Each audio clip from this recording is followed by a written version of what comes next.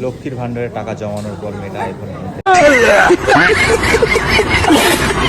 লক্ষ্মীর ভান্ডার না, আমার একটা করে টাকা জমানো। হ্যাঁ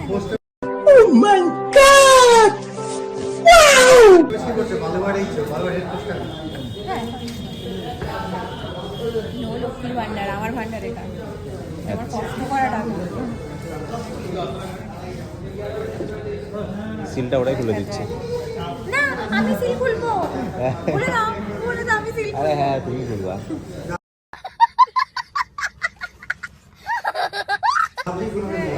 একটা ভিডিও করবো আমি। হ্যাঁ কি হবে টাকা কে গুনে?